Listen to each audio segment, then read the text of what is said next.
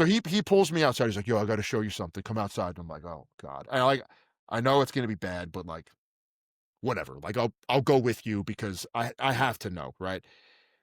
I go out and he opens up his passenger seat, and on his passenger seat, there's like, I want to say like 4 to 6 3cc syringes, okay, filled with black tar, like gunk. He's like, "Yo, look at this," and I'm like, "What the fuck is this?"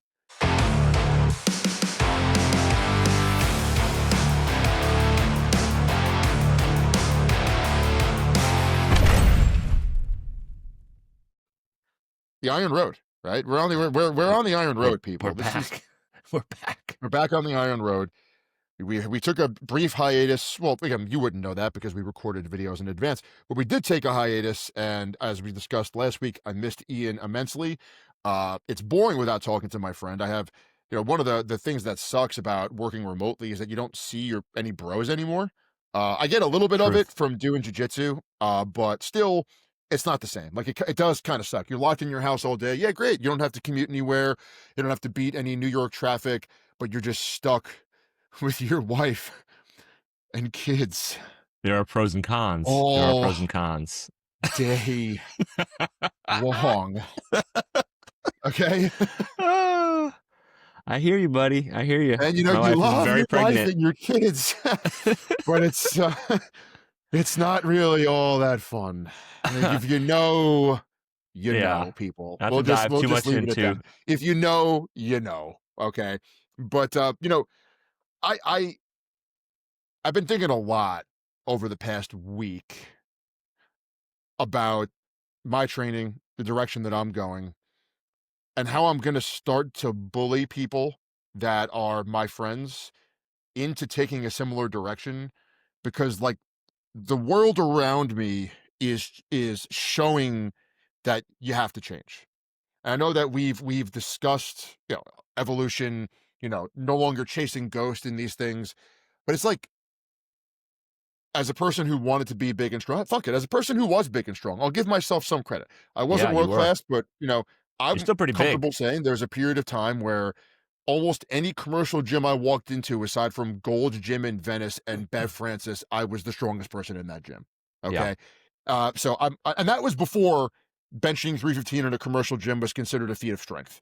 Like there was a period of time, it's particularly on Long Island, where a 455 raw bench press by some random dude was a fairly common occurrence. Like, there were big dudes that trained in commercial gyms. Yeah. Now, recently I saw a guy bench 315 and the guy weighed like 260. It Okay. wasn't like he was Wasn't like a terribly buck impressive. 55 and like Yeah. was a freak. And everyone's like, "Bro, sick lift." And I'm like, first of all, I mean, I can't do that anymore, but Sure. like, good for you. But like, in this same gym when I was in high school, there were dudes throwing that up for 25 reps. Yeah. Okay, so let's try to hold ourselves to a standard here. Like, and let's also not kid around. The dude who did it was not natural. So I don't want to hear that, oh, the guys were on, guys were on gear then, guys were on gear now. Okay. But Yeah. people just trained harder, okay, back then. They expected more of themselves. And before I get into the main issue here, I want to bring this up to you too. I kind of know what you're going to say, but the audience should hear you say it. I shared this clip out on Instagram a couple weeks ago.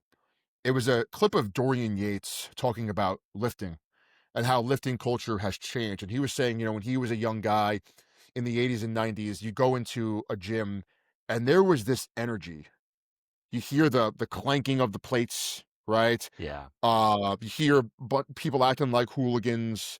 There's a smell to it, there's an energy, and it naturally brought, if you were a real man, the best out of you, right?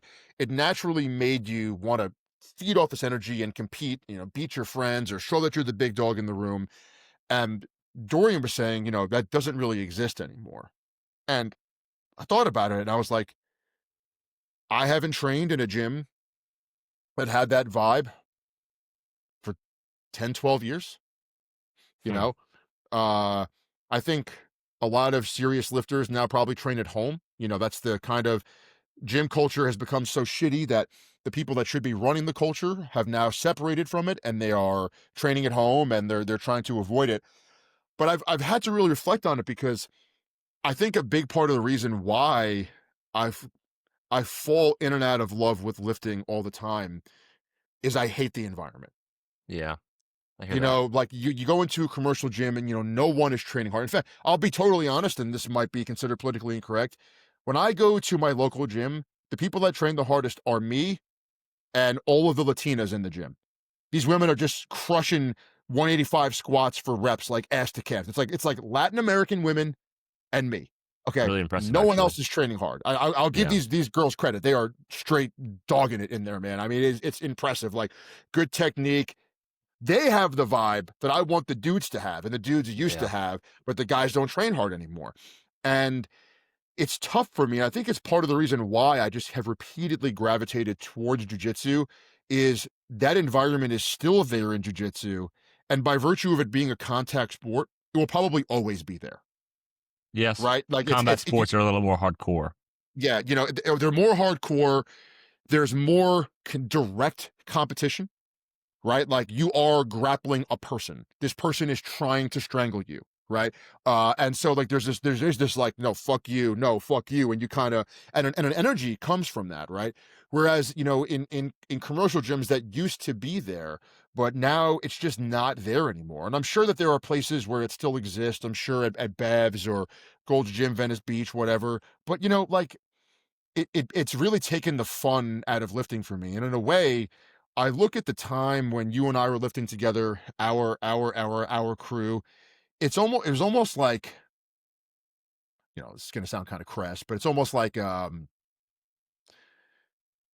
at a young age the only women you hook up with are like tens, it'll ruin you for the rest of your life. Like, anything below that is like, You oh, what have am I certain doing? Like, standards it's now. Yeah, I like guess. Yeah, it was so much fun, and it was so intense. And not only was it a step down to do it somewhere else, the somewhere else doesn't even exist anymore, yeah, you know? And I think at that point in time, lifting started to turn into checking boxes for me.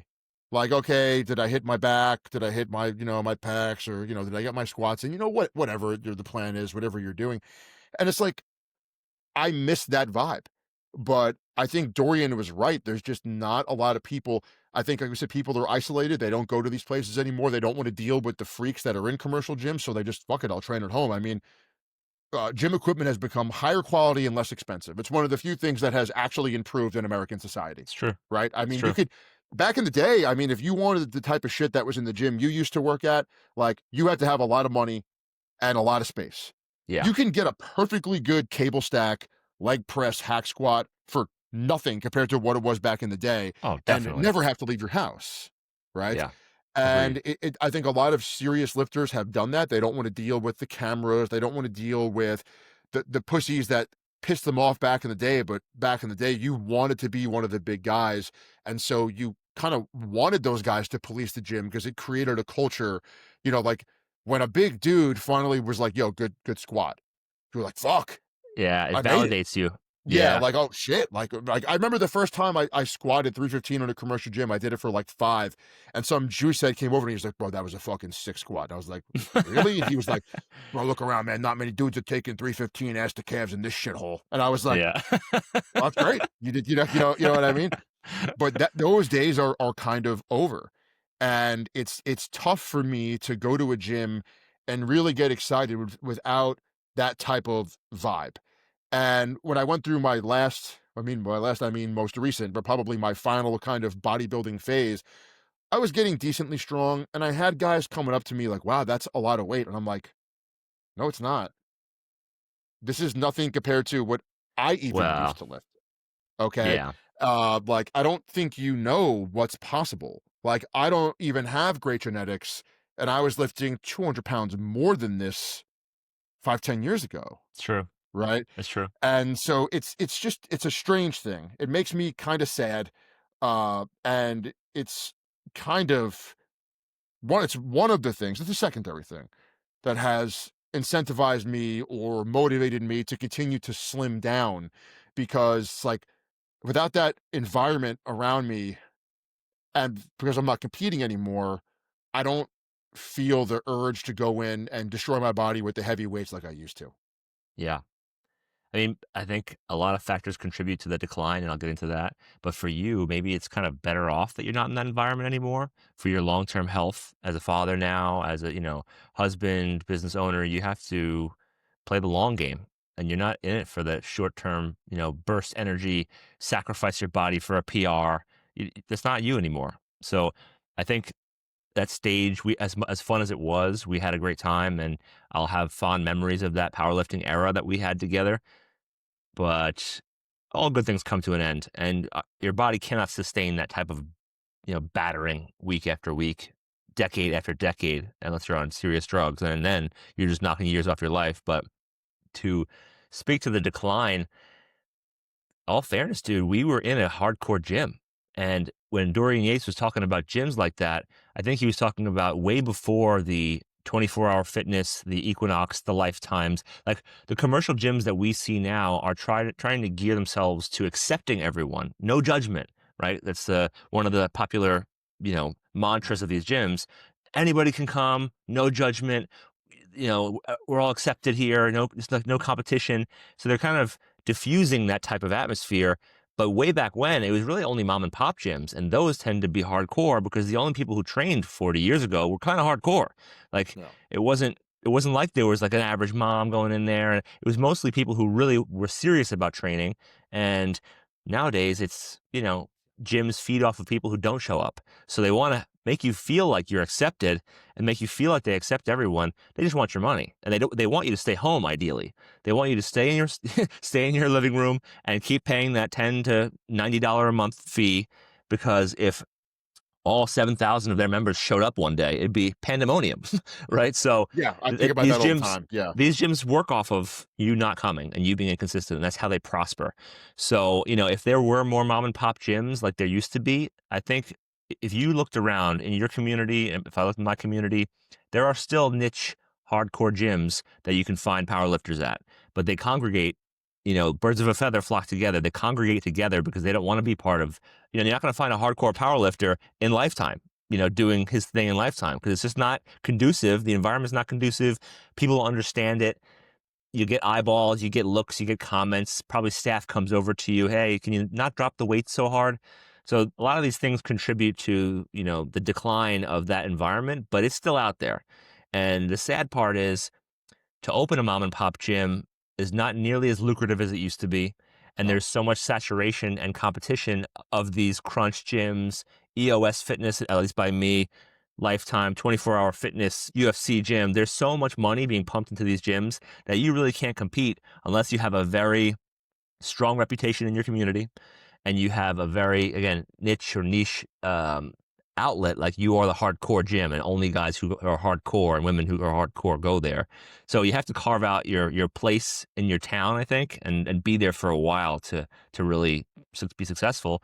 I think it's just too difficult in most cases. So they close their doors, and 24-hour fitness wins. LA Fitness wins over the course of time. It's a passion project to do something like that. It's not like True. necessarily like a serious business endeavor, although you do Yeah. certainly have to approach it that way. Like the people that open those facilities, like they're into it, they care about it. And usually those are the places where the equipment is really well maintained. That's the other thing. Like Yes. a lot of these types of gyms, you know what I mean? You get these people, well, like, and I mean hardcore gyms, they're the lifters themselves and the owners and the staff, they treat these things like they're 1950s sports cars. You know what I mean? Like Yeah. nothing is broken. Like you don't ever have to see an out of order sign on a machine for 6 weeks before someone comes in and fixes it, because A, the people that train there treat the equipment with more respect, which is means they're more likely, and they use it properly. So B, they use it properly. Yes. So they're not gonna load a machine in properly. They're not gonna slam the cable stack down over and over again and fuck things up. It's so frustrating, and I wish that those types of places were like more successful, because even though I don't want to lift that heavy anymore, I still want to be around those types of people. That's a fair It's point. it's a good thing to be around serious people doing serious things, because even if you have a fitness goal that's not the same, it could still inspire you to push yourself harder in those other things that you're doing, you know? And on top of that, like, I think a lot of like, I certainly feel this way. Like, if I'm at a gym, even though, like, someone might not be lifting a lot of weight, I could recognize someone who has good technique and someone who's working on their craft, you know? And I Yes. think for me personally, like, you know, that's probably at this point in my life the attention that I would get from a bigger guy. Like, oh, this dude knows how to lift. Like, he's not fucking around. And it's interesting, like, you just don't see that. And it's also weird. I made a video on this. It went like pseudo viral on TikTok, and it was just about like gym culture. And there's this, everyone nowadays is like so atomized. Like, we haven't spoken about this as much here. I've made some videos about it on my own Instagram, and I think it's an issue that's worth unpacking and continuing to unpack, which is like there is no like macro culture in America anymore. And I think that that's like a normal thing. Like, just hear me out here. Like, we used to have this giant, homogenized, fairly unified culture. And I think that only came in the wake of broadcast television, right? Because there's a period of time when uh, there was only a few channels on TV, right? Even if you have 100 channels, that's still nothing compared to the choice the internet gives you. Yes. Right. And obviously, there were periods of time where there were 10 channels or 15 channels or less than that. There wasn't even full days of television programming back in the day. And that era, we'll say from like the 50s, maybe the 40s, up until maybe 15 years ago, you really saw like a huge unified American culture for better or worse. Like, that's the era of the conventional movie star, right? Like a Sure. Tom Cruise or, the red carpet. Like, younger kids don't give a fuck about Tom Cruise the way that we would, right? They just don't care. Like, they could find exactly what interests them at any point in time just by scrolling on their phone. Where you and I, being younger, when we were younger, I should say, there was less options. So, like, maybe the thing you were watching wasn't perfect for what you liked, but it was all you had, right? So you watched Seinfeld because it was on, it was popular, and there wasn't something else you could be watching at that time. And so everyone talks about Seinfeld, right? That's how these things become successful. Or nowadays, it's just simply not that way. The point is, like, that doesn't exist anymore. All right. And things are getting more and more fractured. People are finding their own weird niche types of like role model or entertainment that it's not, no, we no longer have this giant thing that we could agree on, or at least we're being told is like the type of icon that we should ascribe to be like, right? And the downstream behavior of that is like everyone is atomized. They're on their phones, they're scrolling, finding precisely what interests them in whatever weird community. Like, it used to be like back in the day, if you were like a furry, okay, like, you maybe had a furry newsletter. Maybe there was like an underground furry meeting, like Newsletter. once a year. But now there's like the furries, they have giant hotel conventions. Like, you could be a disgusting freak and go on Reddit and meet other disgusting freaks and dress up and do weird, disgusting stuff. And you congregate in the hundreds, if not thousands. Where back in the day, like, if you were a furry, like, someone was going to hit you at the billy club, and as well they should. You're a freak, right? But everyone could find their own weird thing. So no one is generally socializing with each other.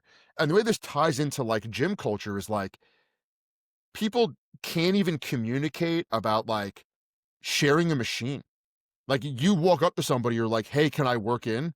They look at you like like you just asked them if you could bang their sister.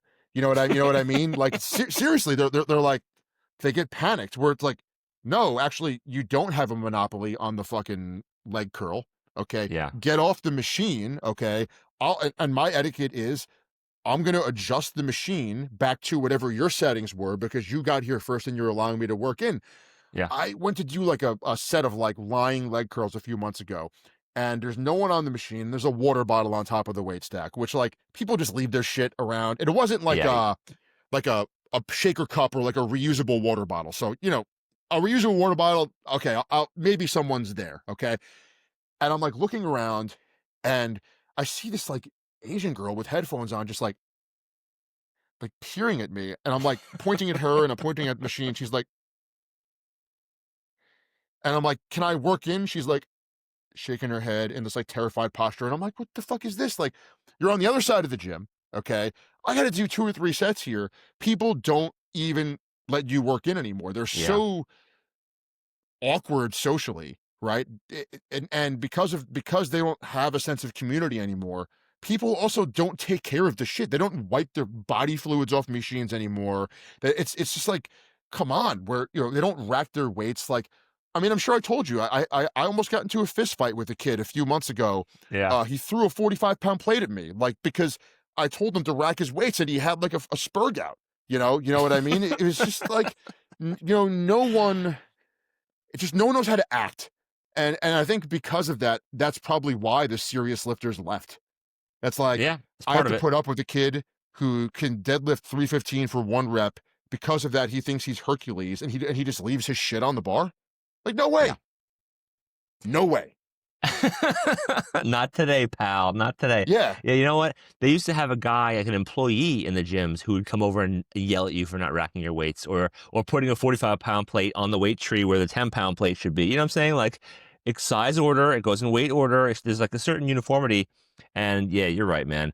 The gym culture and gym etiquette, it was so for so long, obviously always unwritten, but unspoken, like working in. That's just part of gym culture. Just common courtesy, wiping down your machines, all these. That shouldn't be like so foreign to people. How is this? How is it still foreign? As long as gyms have been around, shouldn't that have been like withstood the test of time? That type of culture and that type of etiquette. But I think you're right. People are so introverted and so obsessed with their phones that they're crippled socially and they can't have a conversation. Even if the girl you mentioned with the leg curl was like, "Hey, buddy, I'm sorry, I have 2 sets left. Let me just get those done and I'll get out of your hair," or something like that. Or the common question now is, how many sets do you have left? And that could be either pressuring someone to get off the machine, like, "Hey, you're fucking taking forever," or a genuine question where I just want to know so I can plan the rest of my workout. If you have 5 sets left, I'm going to go do something else for a while. If you have one, I'll chill for a bit and hang around. That's acceptable. You don't have to work it. Some people they don't know how to work in. They don't understand that, like you said, you have to reset the weight and do all that. Some people don't want to do that. And I get that.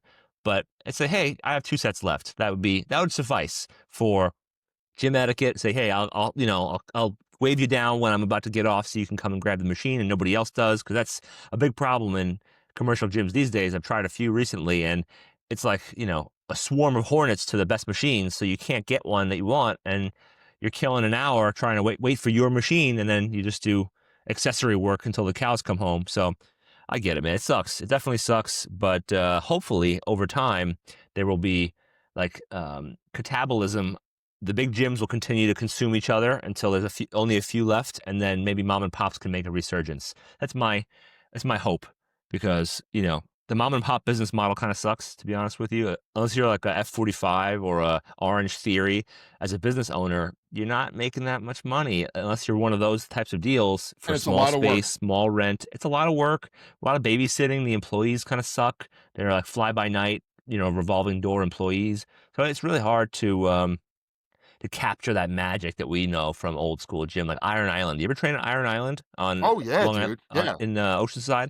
Dude, that's like one of the quintessential old school gyms. Dr. Ken back in the day, powerlifting, squat till you puke. Like it's not gonna encourage new members to come in the door. If you if you heard like come in and squat till you puke, many people would not want to join that gym these days. So it's not the best advertisement to advertise that, to go that route. But I just feel like maybe we're coming back. Maybe we can stake a comeback here. So Dude. time So will two tell. things. First of all, I had a client. Fortunately, he passed away. We'll get Oh, into that a little bit later in terms of that's kind of one of the things I want to talk about. But he knew sure. Dr. Ken well. He was a competitive lifter. He trained at Iron Island, and he was like about 50 something, 50-ish when he passed away. Guy was jacked. His name was Craig, jiu-jitsu black belt, fucking specimen. And so he worked at Iron Island, and he said every single night he would like would anally put all the plates away because it mattered to him, but he also knew that it mattered to Dr. Ken. We're talking about Dr. Ken Leisner, guys. He's a legend in strength and conditioning. Look him up. Leisner, Leistner, Dr. Ken Leisner. Um, And he said every morning after we closed, he would get a message from Dr. Ken, like, "Hey, dude, like, there's a 45-pound plate in the corner. Like, why didn't you put this away? Like, what am I paying you for?" And he's just it got to the point where him and his buddy every night are like sweeping the gym, and every morning, like clockwork, like he's getting a message from Dr. Ken, like, "Hey, Craig, you got to be better." He's like, "What the fuck is going on?" So he says he closes up the gym one night and he goes out drinking with his friends somewhere, and they're coming home like dumb late Friday night, Saturday morning, and they drive past Iron Island and they see the lights on when it's supposed to be closed, and they drunkenly stumble in, and Dr. Ken is putting plates in the corners just to sabotage them, just to fuck with them. Really? Caught him. He's like, "You motherfucker!" Like they're yelling at him. He's like, "Ah, you got me, guys. Sorry." Like Why? Why on just a earth? crazy bastard. Like Yeah, he was crazy, apparently. just a Yeah. crazy, crazy bastard. And it's funny because speaking of how prevalent those gyms used to be, you used to live in Franklin Square. You've since relocated to Florida, dude. There used to be a hardcore gym in Franklin Square called Hard to Hold. Okay. Okay. It's where I used to train. It had like an upstairs and a downstairs. The downstairs was all racks and platforms. There was a record board for over 200 pounds, under 200 pounds for squat, bench, deadlift, overhead press, snatch, and clean and jerk. Okay. Okay. And if you did a lift while an employee was there, you got to put your name on the board. Nice. Okay. And there was one day, like, guys used to like pull up in trucks and bring their own barbells. Like, this is how nuts this place was. Guys are bringing, this is back when safety squat bars were not common. Right. Okay. Nowadays that they're really common, guys are just pulling up, like bringing bars out of their trucks, like walking in. Like our whole morning crew, like we would just share barbells. Like it was totally nuts. And there's one day we come in, they just closed down, took all of our money and just left. Wow. That's And it sad. wasn't, I found out later, it wasn't the owner who did it. There was an employee who, unbeknownst to the owners, made up a sale like 6 months for $150 because he knew the gym was closing down, Oh, no. pocketed all of the cash. And then we showed up one day and it was like the gym is closed. And it was like my best friend died. I went from there to training at Synergy. Oh, yeah. Literally like I lost a friend. Like it was so tragic. Like I used to get up there every morning. We had a 6 a.m. crew. We'd show up, we lift. It was all young guys. When that place closed down, it was like, I think honestly, that's one of the things that got me into jujitsu. If I'm really, it's just really funny. I just couldn't stand lifting at Synergy, and I was like, I need something hardcore to do, and I can't do it here. Like at the time, Synergy had like one rack, and back then I Okay. was like barbells only. Yeah. I Oh, wasn't like yeah. down with. I was Yeah. like fucking. That's all I do. I do barbell shit. That's it. Okay, and I think I was like, you know what? I don't want to do this. Like I want to do Yeah. something else, and that sent me down the rabbit hole for jujitsu. Of course, I came out of it for powerlifting, but yeah. Anyway, talking about my friend Craig, I was thinking about this because I got a message from a buddy of mine. Uh, I know you're not a football fan. I used to be a big football fan. There's a player for the New York Jets. He played center. His name was Nick Mangold. Okay. He was a I heard about phenomenal his player. passing. Yeah. He just died. All right. Yeah. Had apparently had kidney failure, couldn't get a transplant, and died. My buddy Craig, incredible physique, turbo jacked, and had a similar issue, passed away, left behind, wife and two children, right?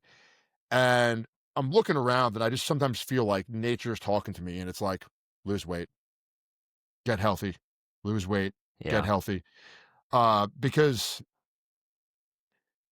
what am I doing this for? Like, I'm not getting paid to be jacked. And I'd feel like a real piece of shit if I had a heart attack or if I died and I wasn't around to raise my kids because I felt insecure being small, Yeah. you know? I couldn't And agree more. like Jim Wendler, who was one of my like fitness icons, he's massively slimmed down, doesn't even do barbell stuff anymore. Yeah, you Okay, mentioned just that. does like body weight stuff with a weighted vest or whatever. He's huge into conditioning. And you look at someone like Dave Tate, who I love, everyone loves Dave Tate, but Dave Tate is still really big and not in the most flattering way. He destroyed his body, he can barely train. And it's like, Dave, what are you doing? we don't want to see something bad happen to you, Dave. But Yeah. like at some point, I just feel like it's not worth it.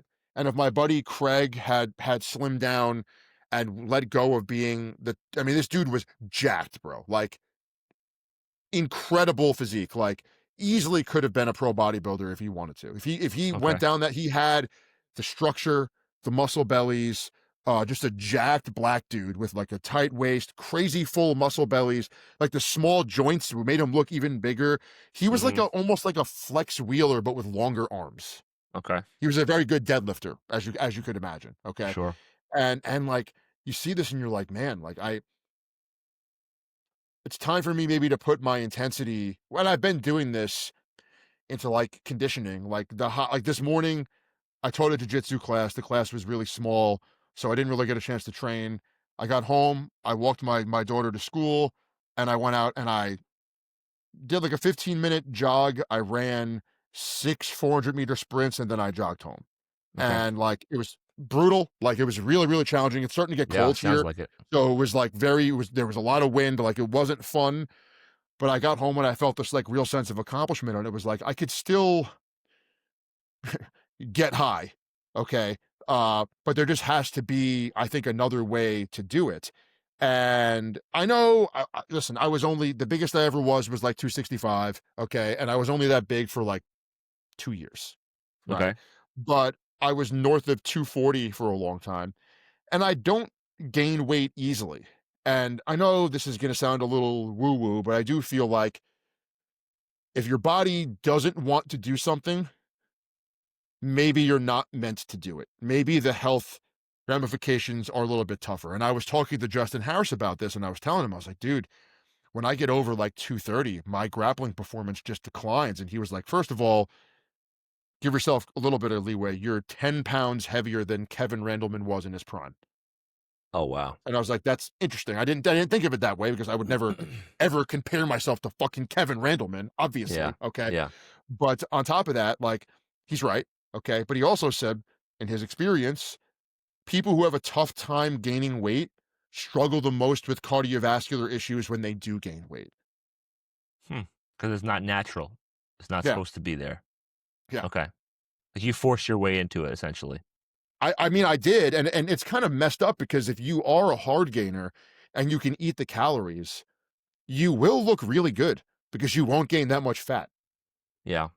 You know Yeah. what I mean? Like if you can eat the food, everyone loves to train. Training is never the issue. You know what I mean? Like everyone loves to train. Okay, if you could eat the food and you're a hard gainer and frankly do the drugs, like you'll look really really good because you naturally don't gain that much fat. Like your Yeah. threshold for like when you have to pull back on the calories is so high compared to someone who is like more endomorphic. You know what I mean? But by the Yeah. same token, it's just uncanny. I'm down to like 222 right now. Okay. Dude, just 8-10 pound difference. I feel like $1,000,000 on the mat. It's fantastic. It's Yeah, great. and it's just so crazy because in your head, you're like 10 pounds. You hold a 10-pound plate and you're like, what is this? It's That's nothing, it. but it is. Yeah. If you carry It it all day, matters. it It is. matters.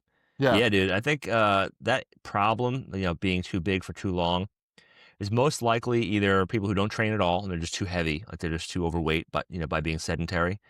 But people who are too muscular are usually on drugs, and that can come with other side effects that can shorten your lifespan.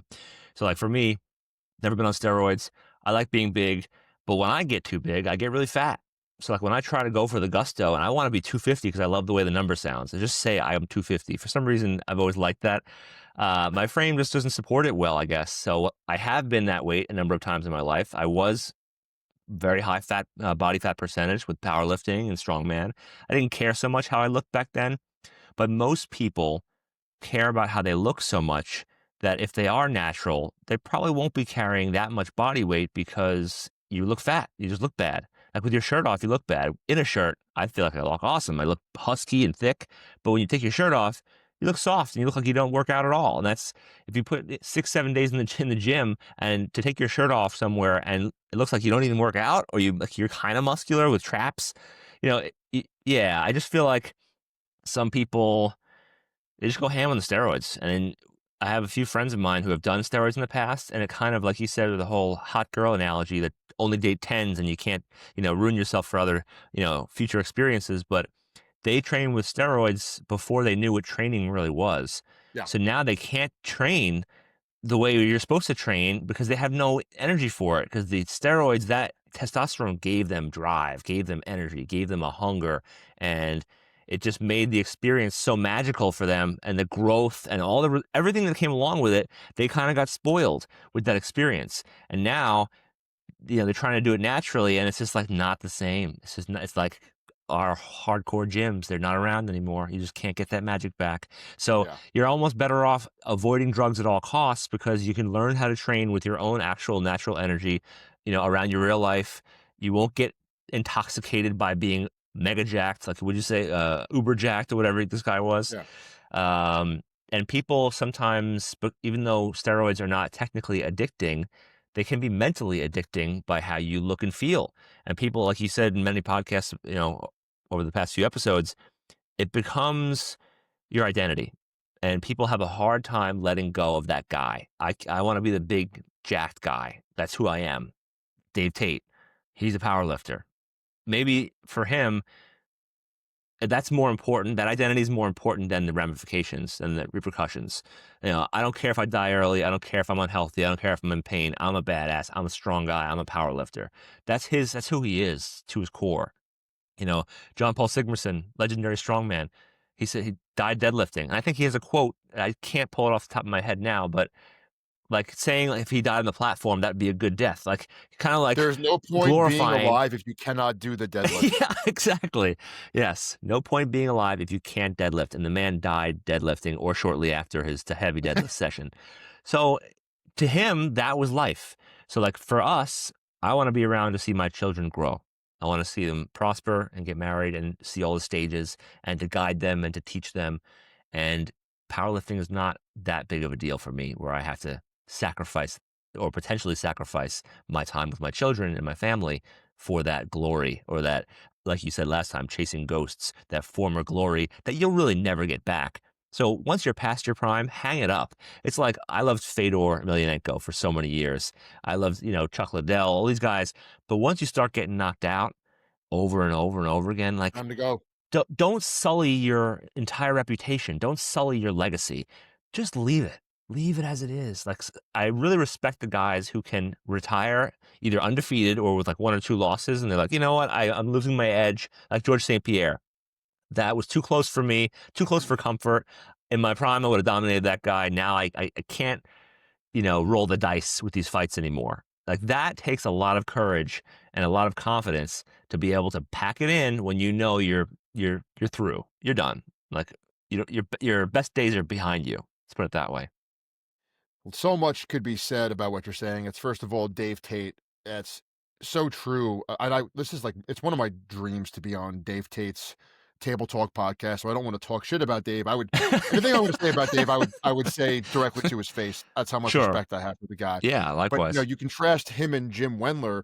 Jim Wendler was a football player. He played Okay. Division One. He was an athlete first and a lifter second. Okay. Okay, and actually, Jim Wendler got into powerlifting. He's spoken about this many times with the goal of squatting 1,000. And once he did it, he retired. He Yeah. lost the weight. He was like, "I did it. It's over." Like, Like and Eddie yeah, Hall. it was multiply or whatever. But at the time, those were the standards. I mean, he did it when it was a good squat, when it was a great squat. It was a Yeah. world class squat back then. He did it, and he was like, "All right." He literally said he couldn't even walk up the block without getting winded, and he didn't want to die. And he was like, "All Yeah. right, I'm done. See you later. Time to Yeah. pack it in." You know what I mean? The George St. Pierre thing is interesting, and I'm glad that you brought that up. First of all, it sounds such a crazy thing to say, but the martial arts world is a small world. I have a decent amount of mutual friends with George St. Pierre, Really? because George St. Pierre used to train routinely at the Hensel Gracie Academy in New York City, right? And a lot of my friends trained there. And so when George would come into town and everybody would roll with him, first of all, and I personally, I never told you this, I had lunch with George St. Pierre at Roosevelt Field Shopping Mall uh, 6 weeks before he lost to Matt Serra. He Oh was wow. doing an autograph signing. I was working at GNC, and my boss was like, "Hey, you." I wasn't even. It was the manager of the store that I wasn't even working in. I was working there just for the signing because like someone knew that I loved MMA. I had just started training jujitsu maybe a year and a half before, so I get there and like the lady that was running the store was like, "Hey, you, take George to lunch," and I was like, like I was terrified, right? Nicest guy in the world. I'll never forget it. We walked upstairs to the old Roosevelt Field food court. We got ranch one, chicken and rice. Okay. Yeah. And I sat down next to him. And unfortunately, a couple other people who were like real nut huggers were they kind of joined and they were just like they would not stop asking him questions that you know he's been asked a million times. Yeah. And I've been around enough niche celebrities to know that if you want them to like you, ask them something different. Or be cool. Just be Yeah. cool. Like, for example, Don't be Barry so Bonds fanboyish. does jujitsu now, right? If I ever Yeah. met Barry Bonds, I'd ask him about jujitsu. I'm not gonna ask him about baseball. He probably wants Yeah. to talk more about what he's doing now than what he did 25 years ago. And who could blame him? Who could blame Fair him? enough. Imagine being Yeah. forced to relive the same fucking memory. It's got to, and maybe it's kind of cool, but at a certain point, you're like, I'm actually still alive. Like, I'm still doing things. Like, could we Yeah. talk about those things? But George was super, super cool. And he had a lot of interesting quips, we'll say, about like how more guys in MMA than you think, and this is just a brief aside, are front runners. That if things don't go well for them, they break easier than you think. Okay.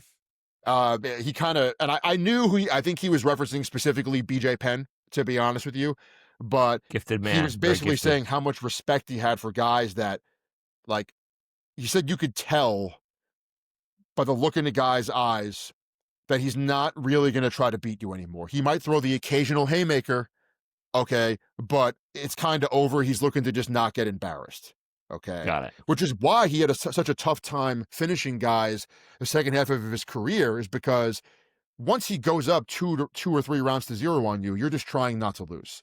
Yeah. It's really hard to fight someone, I know from experience, who's trying not to lose. You know, when two guys are trying to win, that's when you get a great fight, okay? Yeah.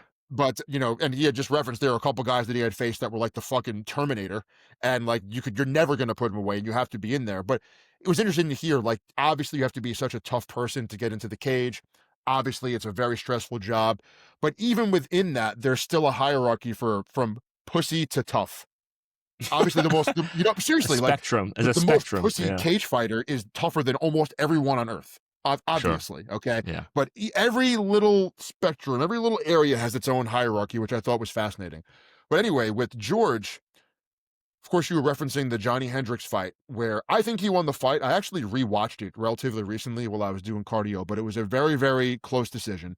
Um, George was, and I'm not someone who like kvetches about PEDs, but I would imagine if you're a cage fighter who is clean and who advocates for clean sport, it probably really sucks fighting guys who are juiced up. Yeah. Okay. It probably Yeah. really sucks. Listen, let's just be honest here. You're not just hitting a fucking baseball out of the park. Yeah. You could be killed. Okay. Yes. Any fight could be your last fight. If a juiced up guy with good technique, like Michael Bisping has basically one eye, and it's from how Vitor Belfort kicked him in the eye during one of their fights when he was on TRT. So Bisping is very outspoken about PEDs and whatnot, right? But uh, at the time, it was the TRT era, uh, and he has since been vindicated because he strongly suspected Johnny Hendricks of using PEDs. He asked him to, under their own conditions, to ascribe to like USADA or WADA, like independent drug testing outside of the athletic commission, which at the time was a total joke. He refused and said, "I'm all natural. What difference does it make?" Interestingly, Johnny Hendricks almost stopped winning fights when TRT was taken out of the sport. So Interesting.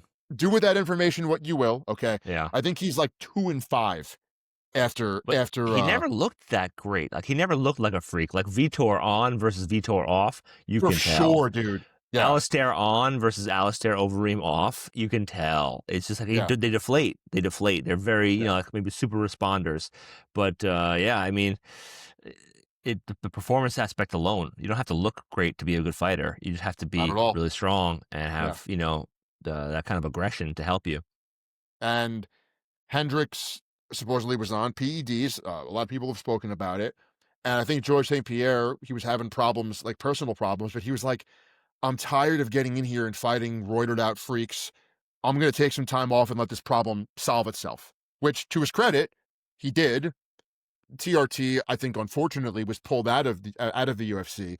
But what's so interesting is he comes back and he fights Michael Bisping. He moves up to 185 to now fight for the middleweight title. Yeah, I He remember beats that. Bisping, he rocks him, and he strangles him with the rear naked strangle. But leading up to the fight, he had major digestive issues because he was having trouble eating the food to gain the weight. Okay. Ah, He wound up got it, okay. developing ulcerative colitis during his bulk, which is what ran him out of the sport. He couldn't eat the Hmm, food to recover from the training anymore, interesting. right? And so for people that don't know this, every sport, every sport has behind the scenes issues that you don't know about unless you do it yourself or unless someone who's very close to you does it. If you're someone who has a tough time gaining weight, be it like GSP or in bodybuilding context, like you will have gastric issues. You have no idea how many bodybuilders have massive gastric problems because of the food they're stuffing down their face. Superhuman amounts of calories. Your body simply struggles to produce the amount of digestive enzymes. You're bloated, you're gassy all day long. There's so much gastric stress. Guys sometimes like hard gainers, like there's a page I follow called the Anabolic Bodybuilding. The guy's name is Paul Barnett. He puts out great content. And he is a true hard gainer. And he recently got his Masters Pro card like a year and a half, 2 years ago. And I think he was saying on some of his high calorie days, he was eating almost 10,000 calories. Really? And he said But what show body weight? prep was easy for him because he's stuffing his face so much that just getting a break from it, that the prep only became hard the last 4 or 6 weeks, right? Okay. When you're Yeah. really sucking out and you really are totally miserable. And I think, by the way, he's probably my height, and I want to say he's like 285, 290. Okay. I think about the amount of food I would have to eat to weigh 290, and I Oh, yeah. immediately, we had done a show about my diet trying to get back to like a lean 240, and my high days were 6,000 calories a day. Damn. You Yeah, I so mean, that's a I never lot, had that man. problem. Yeah, like, Yeah. the eating always came easy for me, and, the weight gain came fairly easy because of the eating. But people go about it the wrong way sometimes too. People try to eat too many carbs and protein, and it's just too filling. It's just too much, and they don't underestimate or they don't realize the power of and the density of fats, like actual fat content. Like the avocado oil is my claim to fame for a lot of my friends and colleagues who were hard gainers, because every tablespoon is flavorless, first of all, so you don't have to like olive oil is like has a strong flavor to it. And every tablespoon is 120 calories. So you can easily sneak 500 calories into like 3, 4 meals a day. And now you're racking up calories left and right. Heart healthy ish, as long as you don't go wildly over your calories. But, there's these tricks that people don't realize. And I think probably the mixed martial artists go carb heavy because they want energy back. They want to, Mhm. keep up with the demands. And it's a lot of food. It's just a lot of volume to be, stuffing down your gullet to, three, So four it's times, it's five funny times that a you day. say that because there are some clips of John Danaher, one of the most famous jiu-jitsu coach in the world, who was also Yeah. George St. Pierre's MMA coach or one of his MMA coaches, talking about how so many of his athletes ate like shit. And he was basically saying he felt like diet wasn't that important. And I think he was almost missing the point, which is like the bottom level of the pyramid for nutrition is simply total calories, right? And Fair. when you are so active, let's say if you're a jujitsu guy, you're doing 2 jujitsu sessions a day and 1 lifting session a day, 6 days a week at a minimum. Or you're George St. Pierre, probably working out 2 to 3 times a day, boxing, wrestling, jujitsu, you're doing strength and conditioning. Just getting the calories in is the hard part. And there is a point where you cannot meet those calorie demands with clean food. Yes. And, Yes. and so like there's a reason why George St. Pierre, according to John Danaher, was powered by McDonald's for much of his training career. First of all, he's obviously a hard gainer. He's obviously like an extreme ectomorph. I mean, Yeah. that is like the closest to a dictionary definition of an ectomorph. That George St. Pierre, boom, like him and Frank Zane, ectomorph Yep. all the way. Okay, but unlike Frank Zane, George St. Pierre's training, 3 times a day. He could be doing anywhere from 4 to 7 hours of exercise a day. Okay, there's no fucking way he's going to be able to ingest 4 to 6,000 calories of chicken and white rice. No. It's not going to happen. Okay. Yeah. And so what happens is these guys go to the calorie dense foods because they're calorie dense, right? It's the way you're going to get the food in. They're palatable, so it's also easier to eat them, okay?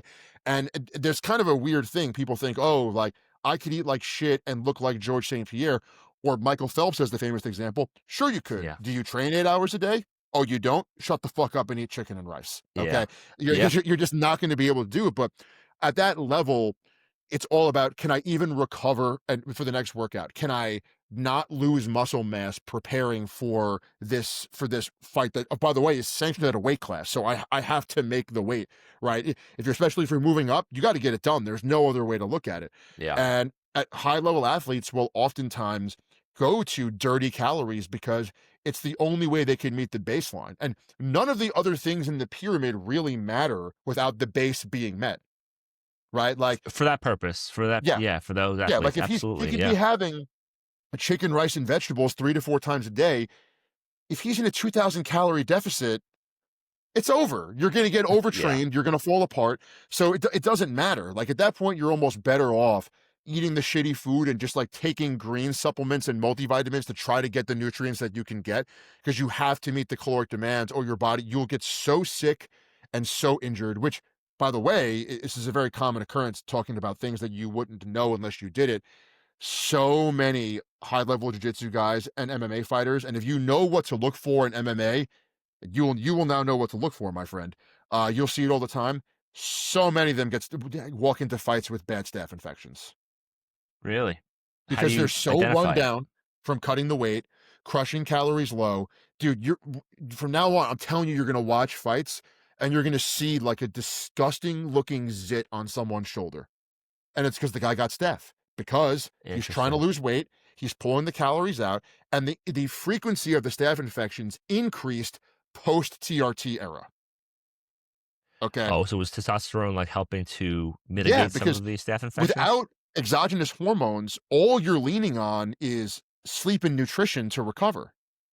Okay. Got it. Now you're pulling away the nutrition when you're cutting weight, right? So now you only have one leg to stand on, which is just, well, but two, like hydration and sleep. That's not enough.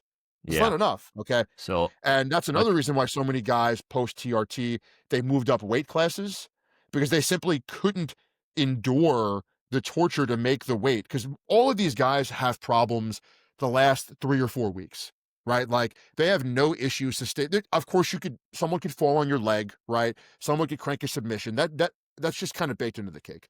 But it's the last 2 to 3 weeks when you have to start pulling the food out to be within range for the weight cut. That's when guys get injured. That's when guys get sick. And that's, of course, it's the way that it works. That's when you're peaking.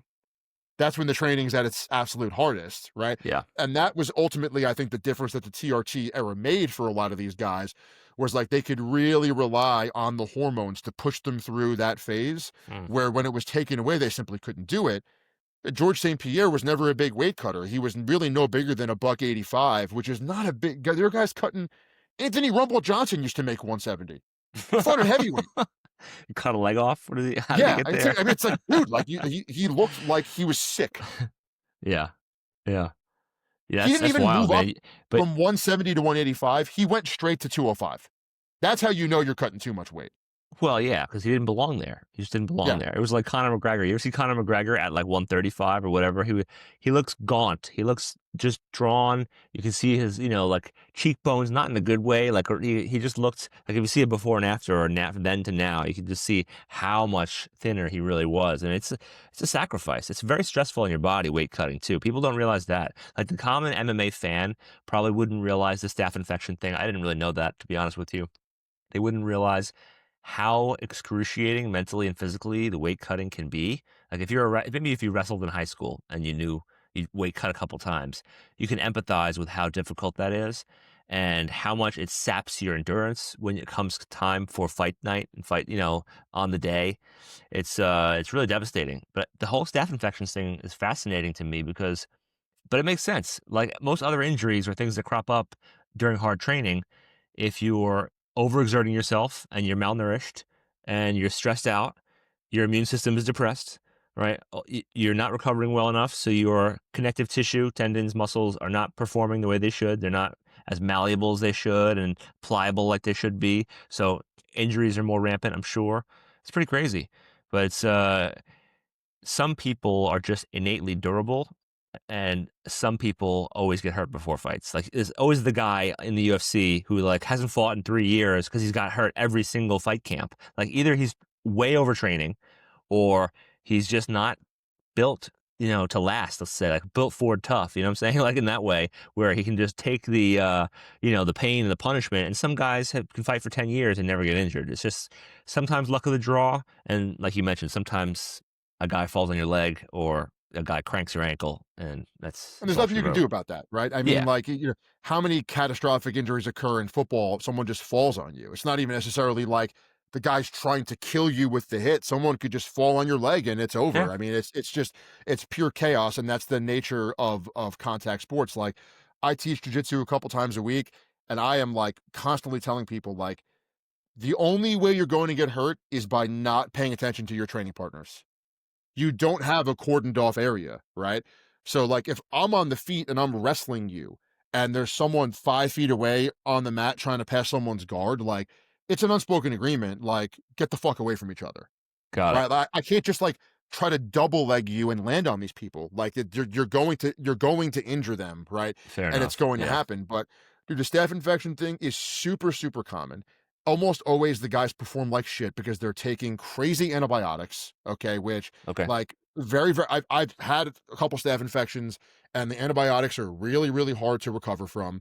Like, realistically, you shouldn't even be working out depending on how aggressive they are. Like, I had MRSA, and the doctor wanted to cut out a piece of my ass, literally. Like, My God. it was the same thing. Guys were getting ready for a major tournament at the school that I was training at the time. Okay, one of the guys had it, was being really irresponsible, and wasn't telling his training partners. Just kept showing up and trained with it. Oh my It God. spread all around the gym. I initially got it in my armpit, and I knew something was wrong. Like, I got antibiotics, but I was just like, something's wrong here. And people were like, "Oh, you're fixed. You're on the antibiotics. Come back."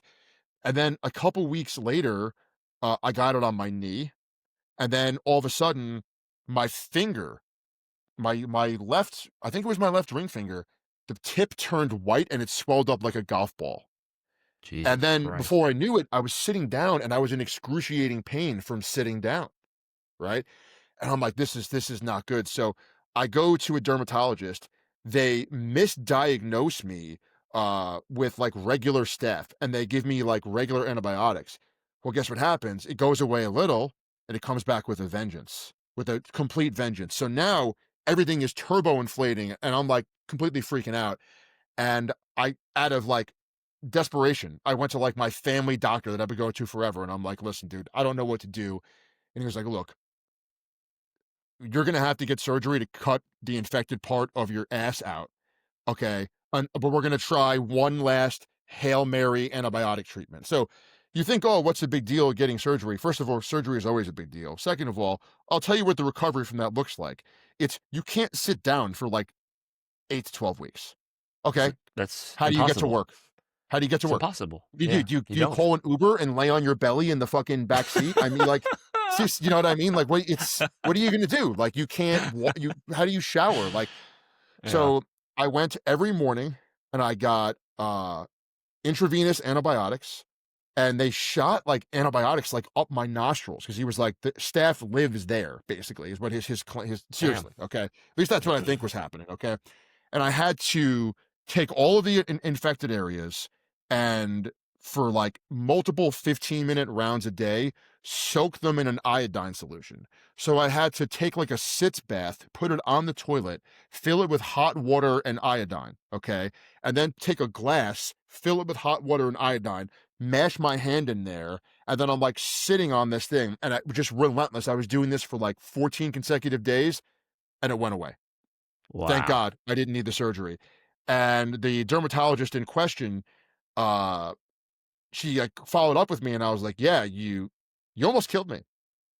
Like, and she freaked out and she offered me free treatment for the rest of my life, which is how she doesn't want Yeah, don't wanna get a sued. phone call from Yeah, someone. You know what I mean? But this was guys getting ready for a jujitsu tournament, and everyone got staph. Everywhere, everybody was training way too hard. Okay, yeah.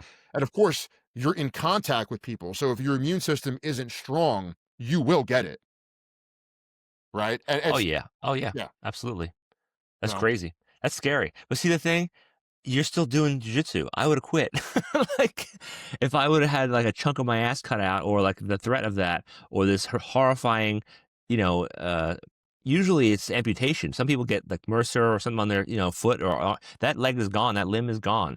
So, like, I would have hung up my gloves, so to speak, if that happened to me. So, At that point kudos in to you, time, my it's like friend, for sticking with it's it. sunk cost fallacy to a certain extent. Like I had already gotten my brown belt. Like I just I still had that goal of getting my black belt. Yeah. It meant so much to me. It was not a normal thing for me for that to happen throughout Mm. my career. Like I wasn't just getting staph infections. It was more, I think, of the environment that we were in. And I'll tell you what's funny, Ian, is, and maybe this is a bit of a sales pitch for my services or for your services. Mm. I've been working with progressively more and more grapplers as I've taken my business remote. And the one thing I noticed, they all stopped getting skin infections from proper nutrition. Oh, got it. Okay. You know what I mean? Like Yeah. these guys just don't eat well. They're always under recovered. They're always overtrained. And of course you're going to get sick. Like, whereas if you have a stronger immune system, you may roll with someone who has staph. Okay. But you might not get it because you could actually fight it off, you Hmm. know? Whereas if you're just drastically under recovered, it's a legitimate thing. Like I said, it's one of those things that, you wouldn't know, like, unless you did the sport. Like, if you're a bodybuilder, there's the gastric issues like we discussed, but also like you have to constantly exfoliate your skin. You can't go on stage with shit skin. You know what I Yeah, mean? Like you back have to, knee and all yeah, that. Yeah. you have to exfoliate your skin. You have to like know how and where to get a proper tan. Like all of these weird things kind of come in every single sport has those things like running. If you run, especially long distances, guess what? Like you can't have any chafing. Like your leg's going to fall off. Yeah. You know what I mean? Like that little bit of chafing that you feel when you're walking a mile to and from work. Guess what? You run 60 miles a week, your fucking foot's gonna fall off. Yeah. You're gonna be bleeding.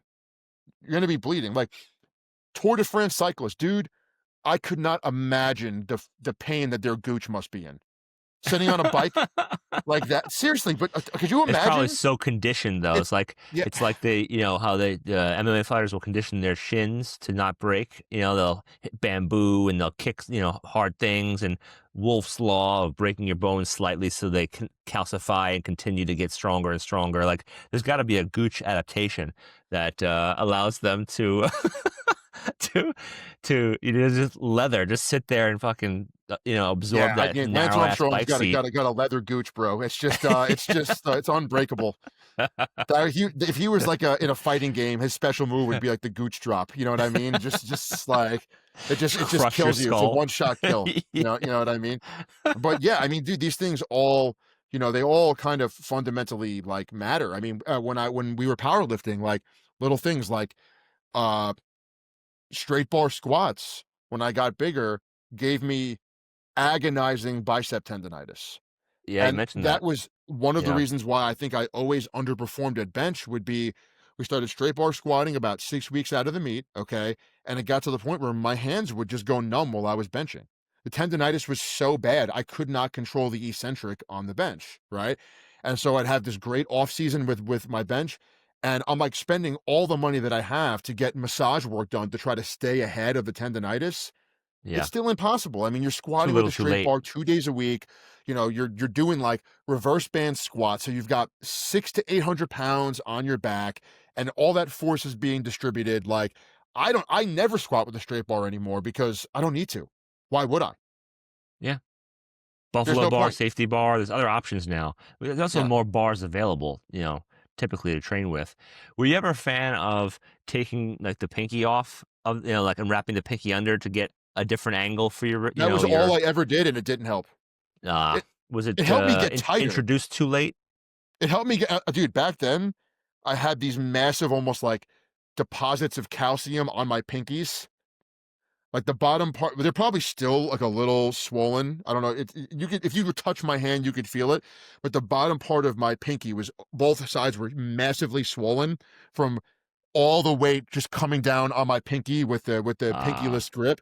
okay. Yeah, that was the only way I could get my elbow under the bar and really get my lats tight. Yeah, But I don't know if it was a thoracic mobility issue where I couldn't extend properly, so the force is being distributed in an uneven way, or a way that it wasn't intended. I mean, I really don't know, but all I know is it really, really beat me up, especially when I got stronger.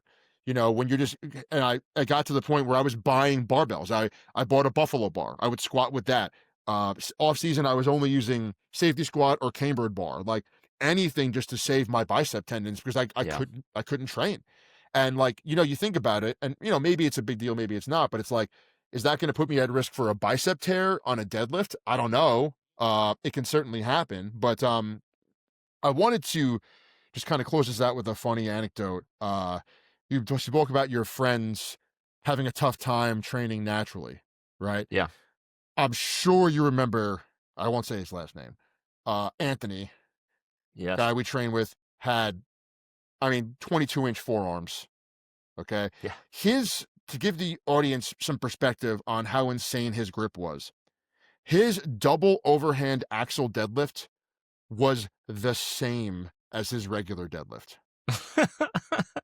I don't know if it says a lot about his grip or not so much about his back and hamstrings, but Yeah, it's something, there's something going on there. But like, if you haven't tried a double overhand axle deadlift, it's going to be hundreds of pounds less than your regular deadlift. yeah, Hundreds humbling, of pounds. very Yeah. humbling.